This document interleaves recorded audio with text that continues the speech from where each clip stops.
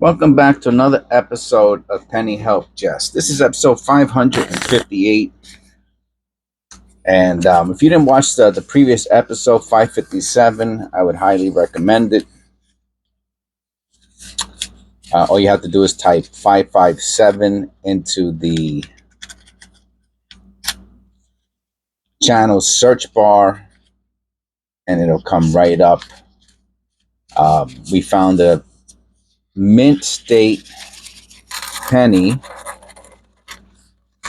that had a major strike through on it, and I put the value probably ungraded between $50 and $100, graded between $200 and $400. So there's no better feeling. Well, not no better feeling, but as far as penny roll hunting goes, there's no better feeling than to find something of value that cost you nothing. It's one of the reasons I think a nice misaligned die, no floating roof. It's one of the reasons I think people like doing it. No wide AM. Even a scratch off cost you $1. And if you win $50 on a scratch off, you're jumping up and down for joy. That's got to be dirt there. I don't think that's any doubling. So when I found that, and it was interesting, I don't wanna spoil it. But I did do a special video also on that specific penny, and because what I thought it was.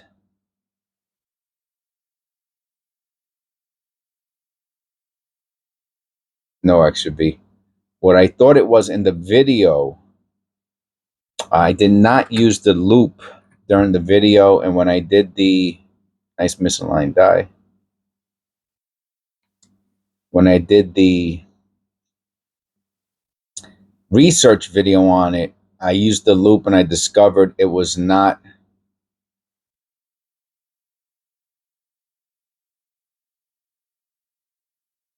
what I thought it was.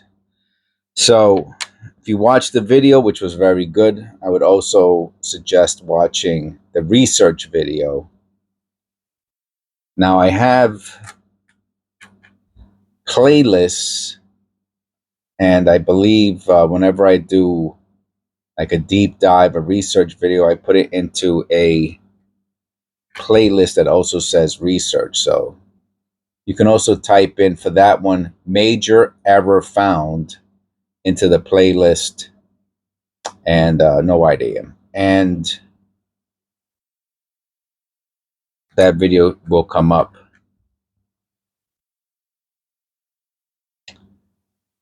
So, that's really the name of the game, The whole point of penny roll hunting is that you're hoping to find something that's eye-catching, that pops, and that's in good condition, right? Condition's a very big part of the value of a coin.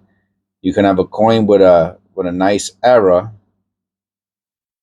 but because of the condition, it's not worth as much. I see that on the B in Liberty. I'm thinking it's probably just mechanical doubling. Let me look at that under the loop. Move the light over a little.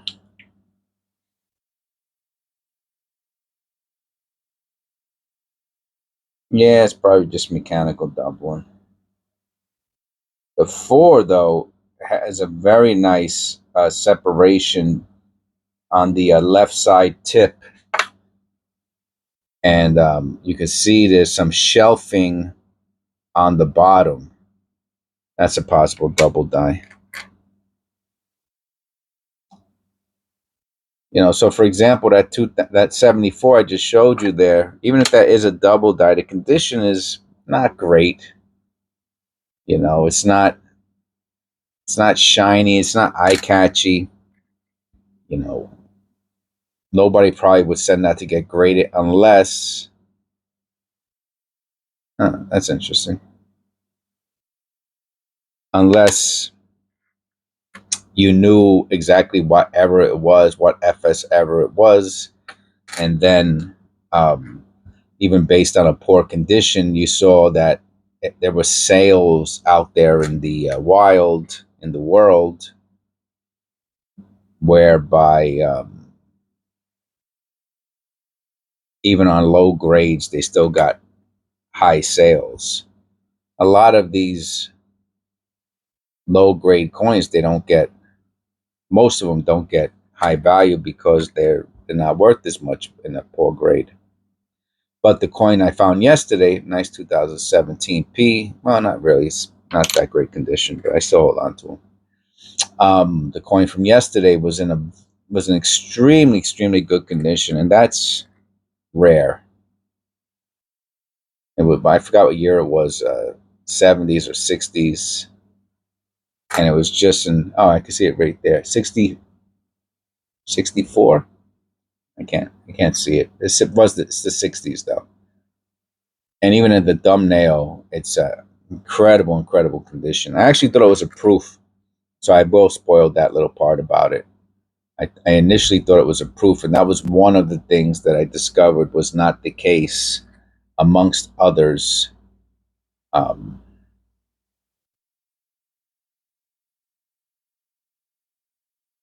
but it was not a proof, but I thought it was. That's how clean it was. All right, I won't spoil any more for you, though.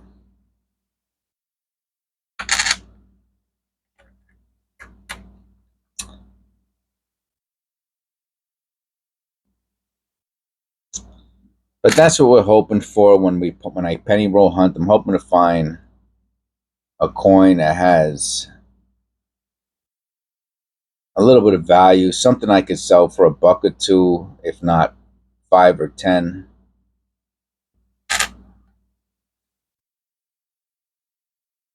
Most of the time, I do not. Like so far today, we haven't found anything that's worth $5 or $10. I mean, there's that possible double die.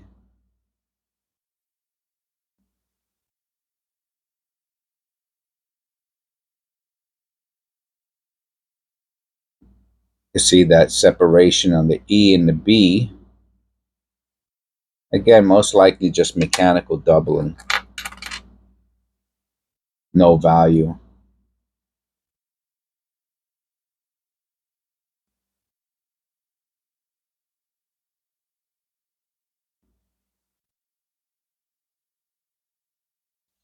But well, I'm hoping for a die clash, um, a significant error, something that's really visible, a big cud, big die chip, a severely misaligned die.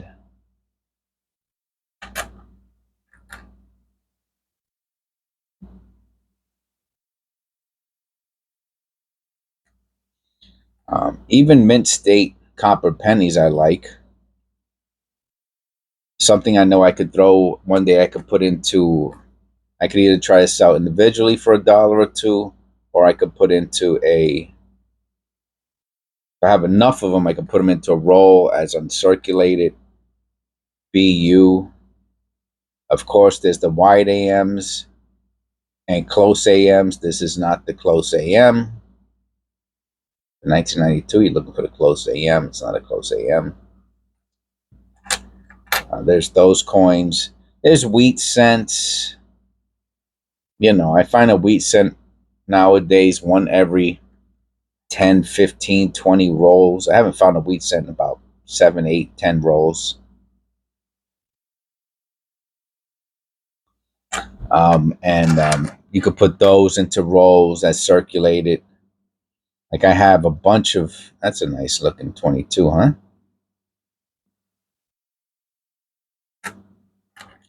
I have tons and tons of wheat cents circulated, so I can put them into a penny roll buy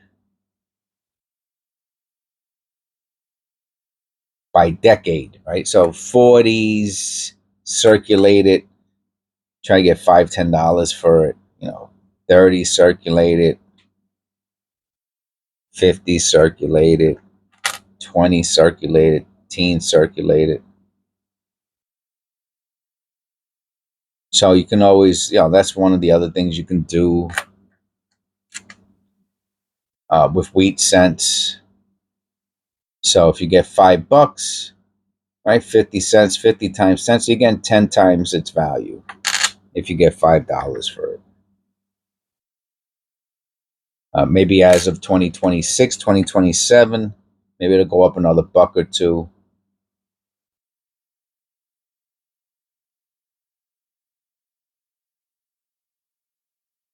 Almost looks like a die chip there. Let me look at that under the loop. Oh, yeah. All right, you got a nice die chip. The the copper clad is folded over.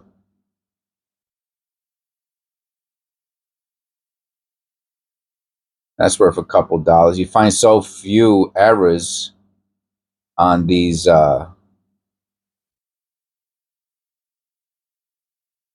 more modern pennies. That's nice.